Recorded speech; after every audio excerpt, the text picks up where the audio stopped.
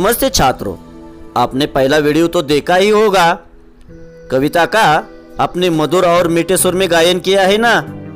तो चलिए आज हम मैथिली शरण गुप्ता जी द्वारा लिखित चांदनी रात इस कविता का भावार्थ देखेंगे। मैथिली शरण गुप्ता जी का परिचय।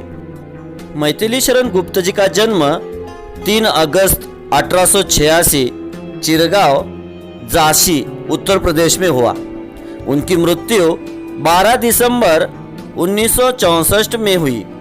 मैथिली शरण गुप्ता जी खड़ी बोली के महत्वपूर्ण कवियों में से एक है। इनकी रचनाएं मानवीय संवेदना, विशेषतः नारी के प्रति करुणा की भावना से ओतप्रोत है। मैथिली शरण गुप्ता के काव्य में अधिकतर भारतीय संस्कृति तथा राष्ट्रीय भावनाओं के दर्शन होते हैं। प्रस्तुत कविता पंचवटी खंड काव्य से ली गई है। प्रकृति की छटा का सुंदर रूप बड़े ही माधुर्य के साथ अभिव्यंजित किया है। चांदनी रात का मनोहरा और सुंदर चित्रण इस कविता के माध्यम से कवि ने किया है। कविता का भावार्थ देखेंगे कविता के पंक्तियों के माध्यम से। चारू चंद्र की चंचल किरणें खेल रही है जलथल में, स्वच्छ चांदनी बिछी हुई है अवनी और अंबर तल में। चारू इस शब्द का अर्थ है सुंदर। थल इस शब्द का अर्थ है भूमि जमीन। अवनी इस शब्द का अर्थ है पृथ्वी। इस शब्द का अर्थ है आकाश। तो चलिए इसका अर्थ देखेंगे। कवि मैथिली शरण गुप्ता जी ने चांदनी इस कविता के माध्यम से चांदनी रात का मनोहरा और सुंदर वर्णन करते हुए कहा है। चांदनी रात में आकाश में सुंदर चंद्रमा शोभायमान है। उसकी चंचल किरणें झिलमिल झिलमिल करती हुई जल और जमीन के साथ खेल रही है ऐसा लगता है। चंद्रमा का निर्मल प्रकाश पृथ्वी और समुच्च नभमंडल में फैला हुआ है और वह दिखने के लिए बहुत ही सुंदर दिख रहा है। इसका मतलब यह है कि चारों तरफ का वातावरण अंधेरामय है और चांद, तारे तथा चांदनियां आने के कारण ये जो पृथ्वी जल है वह उसके साथ खेल रहे हैं और चारों तरफ का वातावरण बहुत ही सुंदर दिख रहा है।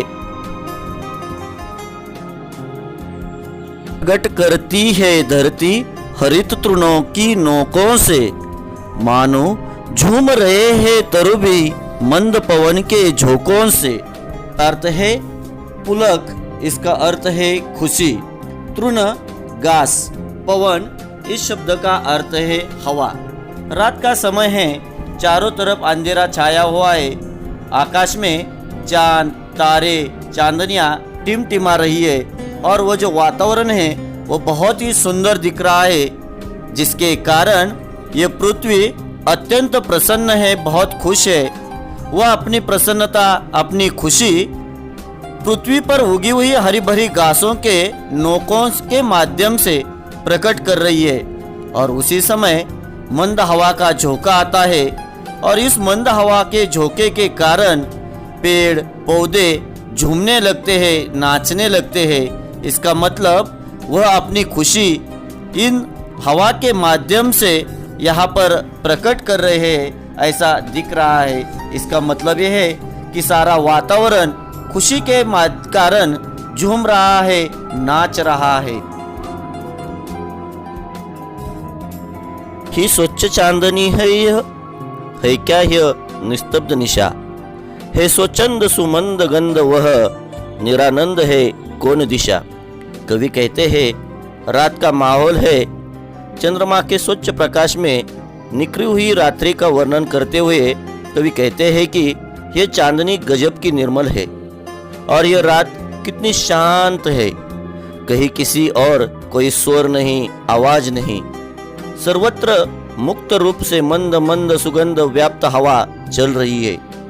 कोई भी दिशा ऐसी नहीं है जिस और आनंद का माहौल न हो, यानी चारों तरफ खुशी का, आनंद का माहौल है और वो पेड़ों पौधों के माध्यम से वहाँ पर दिखाई देता है।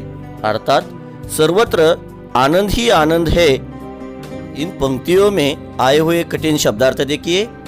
निस्तब्ध यानी शांत, निशा रात, स्वच्छंद अपनी इच्छा के अनुसार काम करने वाला, सुमंद धीमी गति, निरानंद जिसमें कोई आनंद न हो। बंद नहीं अब भी चलते हैं नियति नटी के कार्यकलाप, पर कितने एकांत भाव से, कितने शांत और चुपचाप। कवि कहते हैं रात का समय है, चारों ओर अंधेरा छाया हुआ है, लेकिन कोई भी गतिविधि जो है वो बंद नहीं हुई है। रात्रि रूपी नटी के सारे कार्यकलाप अब भी पहले जैसे चल रहे हैं। विशेषता यह है कि सब कुछ बहुत शांत ढंग से और एकांत भाव से चुपचाप चल रहा है।